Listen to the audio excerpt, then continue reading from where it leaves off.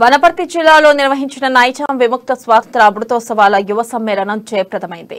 వనపర్తి, అమర్చింత, ఆత్మకూరు, పెబ్బేరు, కొత్తకోట, గద్వాల సమీప గ్రామ ప్రజలు, విద్యార్థులు సుమారుగా 1800 మంది ఈ కార్యక్రమానికి వచ్చారు. ప్రధాన వక్తగా హాజరైన కర్ణాటక, ఆంధ్ర, తెలంగాణ రాష్ట్రాల సేవా ప్రముఖ్ ఎక్క చంద్రశేఖర్ ఆనాటి సాంఘిక, ఆర్థిక, మత, పాలన పరిస్థితులను వివరిస్తూ మార్గనిర్దేశం చేశారు. రజకార్ల అరాచకాలతో అట్టుడికిన గ్రామాలను ఆయా గ్రామ ప్రజలు ఎలా అడ్డుకున్నారో వివరించారు. దేశభక్తితో ఆనాటి యువత ఆర్య సమాజం ద్వారా చేసిన త్యాగాలను మరవరాదని తెలిపారు. చరిత్రను కాలగర్భంలో కలపాలని 70 ఏళ్లుగా ప్రయత్నిస్తున్నారని, కానీ నేడు ఉత్సవాల ద్వారా ఈ యువతరానికి చరిత్ర తెలియజేయాల్సిన అవసరం ఉందని తెలిపారు.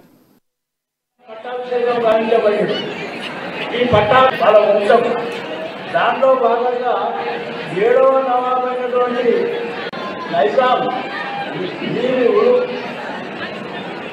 ఆసిఫ్ గారు అయినటువంటి ఆయన ఈ యొక్క మనకు నైజాం పరిపాలన లోపల 34 సంవత్సరాలు, దాదాపు 37 సంవత్సరాలు పరిపాలన చేసినారు.